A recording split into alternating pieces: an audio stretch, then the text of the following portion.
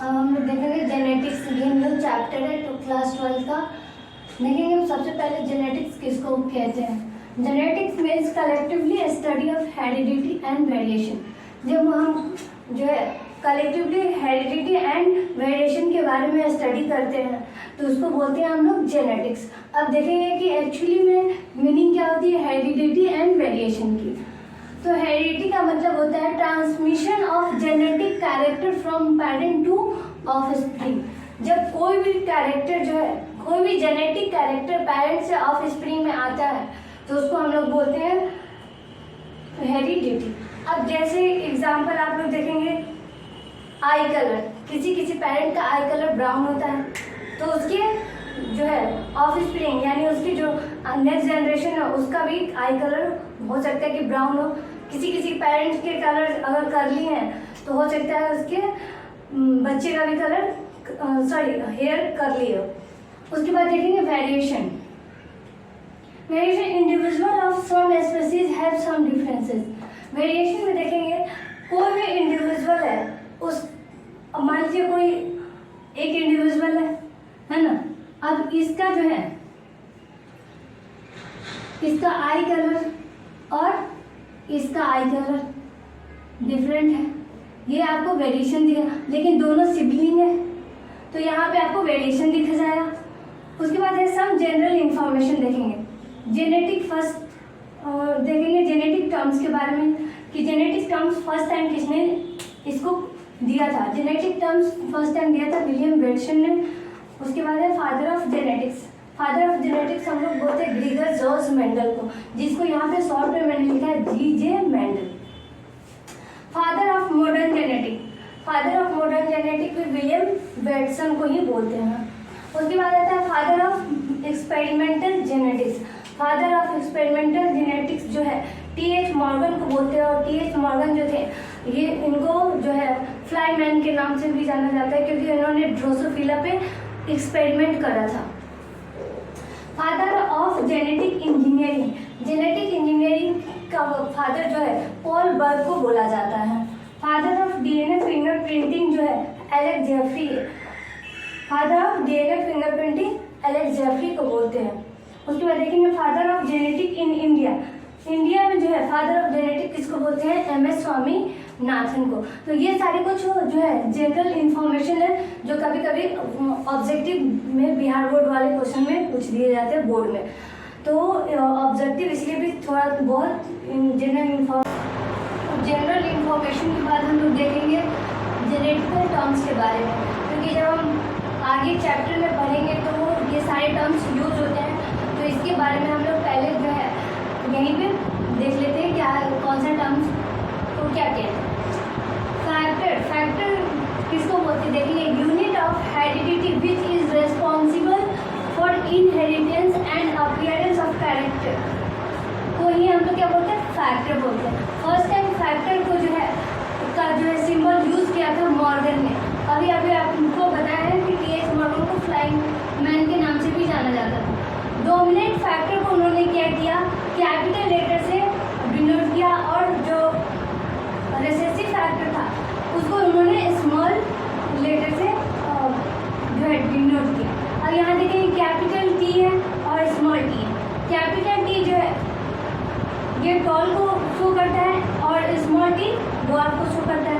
लेकिन जब capital T और स्मॉल t एक साथ पेयर बना रहा है तो कैपिटल T डोमिनेट होगा स्मॉल t पे, यानी जो यहाँ पे टॉल वाला है अपीयरेंस वो ज़्यादा दिखेगा और डॉट वाला अपीयरेंस नहीं दिखेगा। एलील देखेंगे, एलील किसको बोलते हैं a pair of contrasting character is known as allelic pair.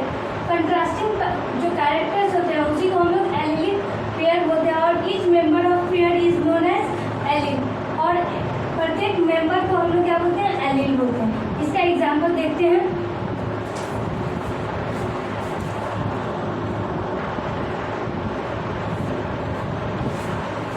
क्या हो गया कैपिटल T। उसके बाद देखेंगे RH factor of human beings.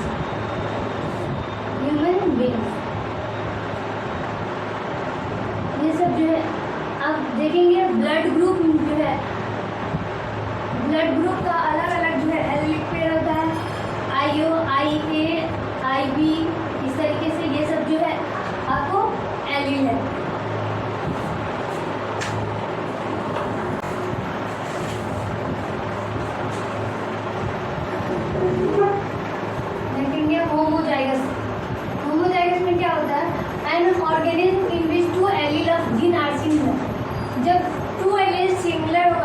क्या बोलेंगे, होमोजाइगस।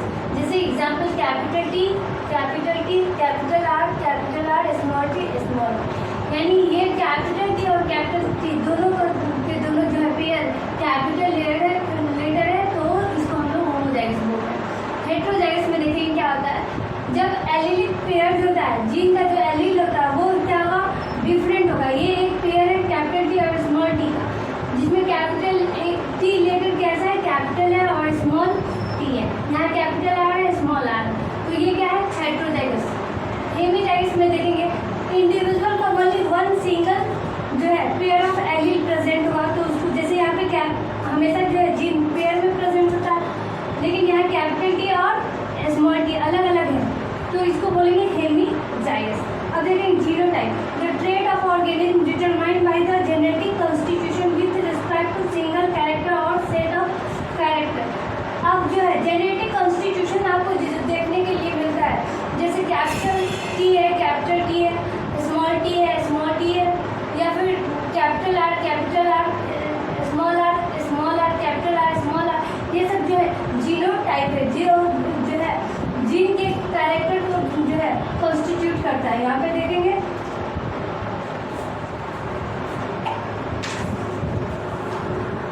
अब जीनोटाइप के बाद देखेंगे फिनोटाइप के बारे में। फिनोटाइप किसको बोलते हैं, किसी भी ऑर्गेनिज्म का एक्सटर्नल और जो है मॉर्फोलॉजिकल अपीयरेंस जो शो करता है उसी को हम लोग फिनोटाइप बोलते हैं। जैसे आप लोग देखेंगे एग्जाम्पल में, कुछ प्लांट होता है जो टॉल होता है, यानी आप उसको देखकर बता सकते हैं कि टॉल है।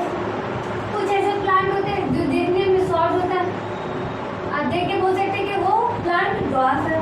कुछ जो है प्लांट जो है येलो होता है, उसके फ्लावर सारे येलो होते हैं, तो आप देखें उसके अपीयरेंस को देखकर ही आप जो है एक्सटर्नल अपीयरेंस को देखकर आप बता सकते हैं कि वो जो है उसका कलर येलो है, या फिर वो टॉल है, या फिर ड्वार्फ है। तो आप यहाँ पे देखेंगे कि फिनोटाइप में जो है सिर्फ एक्सटर्नल और मॉर्फोलॉजिकल अपीयरेंस शो हो रहा है, लेकिन जीनोटाइप में क्या आता है, इसके जेनेटिकल कैरेक्टर जो है जीनोटाइप के कॉन्स्टिट्यूशन को भी हम देखते हैं किस तरीके से। जैसे टॉल है तो कैपिटल टी होगा, ड्वार्फ है स्मॉल टी है, येलो है तो कैपिटल वाई होगा, इस तरीके से। लेकिन यहाँ फिनोटाइप में हमें सिर्फ एक्सटर्नली वो क्या हमें शो होता है, या फिर प्लांट हो, या फिर ह्यूमन बींग्स हो, या फिर कोई भी एनिमल्स हो। जैसे ह्यूमन बींग्स में देखेंगे आप, अगर हेयर किसी का स्ट्रेट है तो हम लोग उसके लिए स्ट्रेट बोलते हैं, लेकिन उसका जेनेटिकल जो है आप देखेंगे तो जेनेटिक कॉन्स्टिट्यूशन अलग होगा। तो इस तरीके से जो है जीनोटाइप और फिनोटाइप समझ में आ गया होगा।